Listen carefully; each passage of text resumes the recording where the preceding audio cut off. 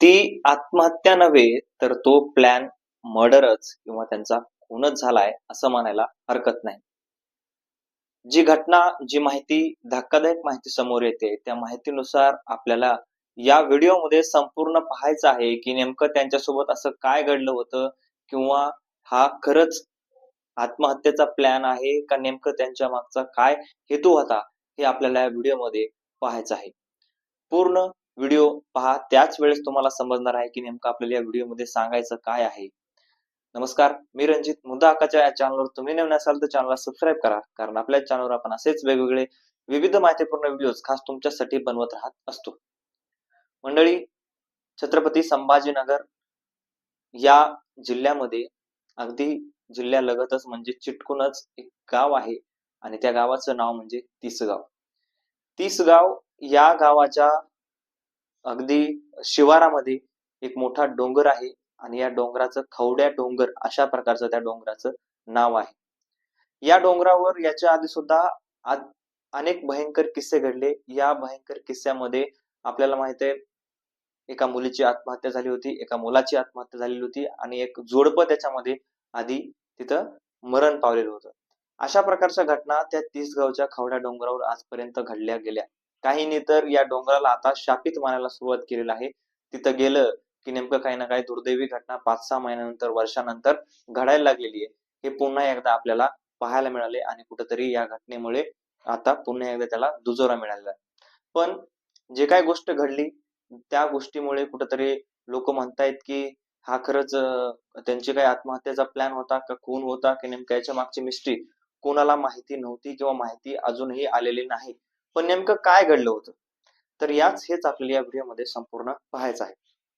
सुरुवातीला तर त्या मुलाचा प्लॅन होता का आत्महत्येचा हे आपल्याला पाहायचं आहे. कुणालच्या वडिलांचं आणि कुणालच्या आईचं सगळ्यात महत्वाची एक गोष्ट उघड पडली की प्रेम प्रकरण होतं दोघांचं. अगदी त्यांच्या घरचे सुद्धा त्या लग्नामध्ये उपस्थित नव्हते. अशा प्रकारचं त्यांचं लग्न झालेलं होतं आणि या लग्नामुळे आपल्याला त्यांच्या घरचे म्हणजे कुणालचे वडील जे होते त्यांच्या घरचे कुणालच्या वडिलांना बोलत नव्हते. कुणालच्या वडिलांच्या बहिणी म्हणजेच कुणालच्या आईच्या ननंदा सुद्धा कुणालच्या वडिलांना बोलत नव्हत्या.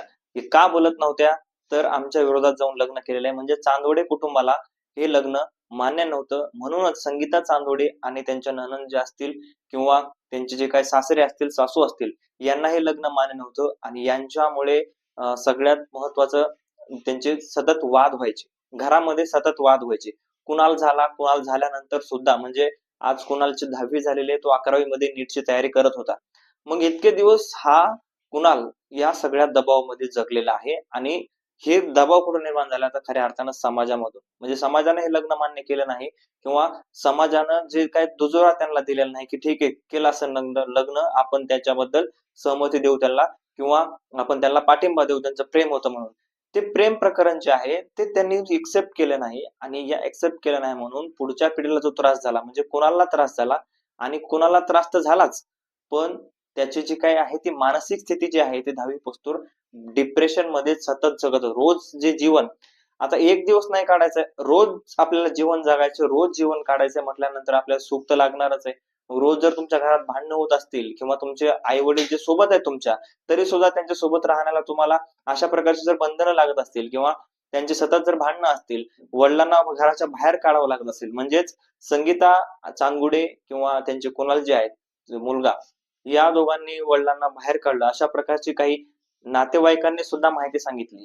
मग अशा जर गोष्टी घडत असतील तर याच्यामध्ये समाधान कुठं होतं? मग समाधान नव्हतंच. समाधान नसल्यामुळे समाजामुळे हे सगळं काही झालं घडलं. समाज अजूनही विवाह बाह्य किंवा आपलं सॉरी प्रेम प्रकरणाला जे आहे ती मान्यता देत नाही, प्रेम विवाहाला मान्यता देत नाही. मग अशा जर गोष्टीला मान्यता नसेल किंवा अशा जर गोष्टीला मान्यता समाज देत नसेल, जर अशा प्रकारच्या गोष्टी जर अजूनही चालू असतील तर हा खूनच आहे म्हणायला आपल्याला काय हरकत आहे. कारण समाजानं जर एक्सेप्ट केलं असतं, त्यांच्या घरच्यांनी जर एक्सेप्ट केलं असतं तर आज हे तिघही वाचले असते, आज सुखाने नांदत असते. आज जर त्यांचे भांडण नसते, ननंदासोबत भांडण नसते, सासऱ्यासोबत भांडण नसते, सासूसोबत भांडण नसते, तर आज या दोघांचाही जीव गेलेला नसता आणि हे तिघही वाचलेले असते. मग याच्यामध्ये विचारण्यात येतात प्रश्न, की आज खून आहे, की खरंच यांची आत्महत्या करण्याचा काही प्लॅन होता कुणालचा, नेमकं काय होतं?